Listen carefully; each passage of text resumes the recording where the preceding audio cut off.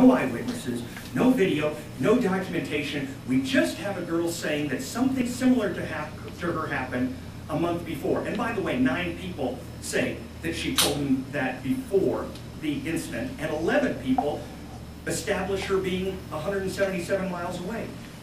Guys, you got the wrong gal. You know, eject. This is the wrong case.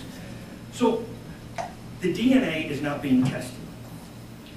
This is always suspicious to me because truth has nothing to fear from investigation. If you're convinced that you've got the right person and you say, I want the, if somebody says, I'll test the DNA, you say, thanks, because I'm convinced I've got the right person. That will help us. We will convict you better. No, they're saying no. There's a real problem when the prosecutor says he doesn't want you to look at evidence. Okay? I used to go to defense attorneys when I had good evidence, and I go, ha, ha, ha. I wanted to get them to plead. I would say, I'm going to destroy you in court. Here's my evidence. Take it home. Put it under your pillow. Sleep with it. Wake up in the morning and know you're dead. Then, that's what you do when you have good evidence. You know what you have when you don't have good evidence? Oh, you'll see it in court. I'm going to show it to you. A defense attorney, that's the first thing a defense attorney should say is, uh-oh, we may not have anything here. Then, here's something that really bugs me, and I'm going to finish with this real quick. The dead man had in his pocket 2 strips of paper, and they had phone numbers on them, okay? 3 days before his murder, he was accused of rape and a beating. The woman went to the hospital. They did a rape kit on her. They confirmed that some of this was true. He was never arrested. That's interesting, don't you think? So these 2 phone numbers in his pocket, 2 of the phone numbers were the same, and they both had D next to it. You know where those numbers went back to? Las Vegas Police Department. D is in detective.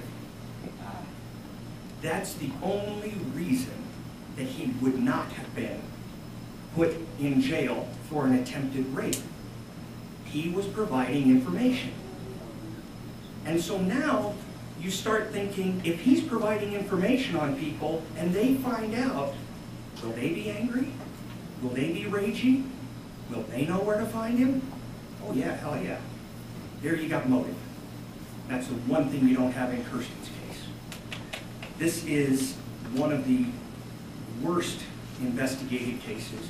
And honestly, there was honest perjury in the case. I saw that where they said there was a positive luminol hit and a positive phenolphthalein hit for blood in the victim's car.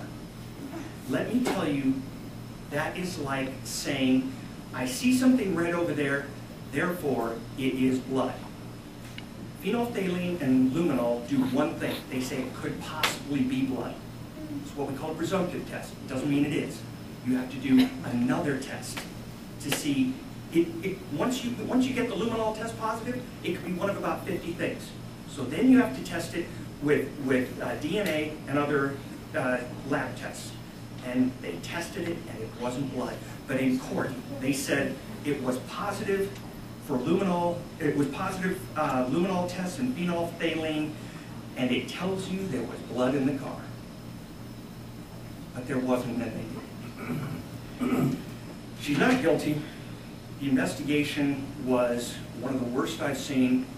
I don't know why they would go so far, and when their own informant would, I'm not saying he absolutely was. I'm saying that it leads an experienced investigator like myself to believe that he was an informant and might have had people mad at him.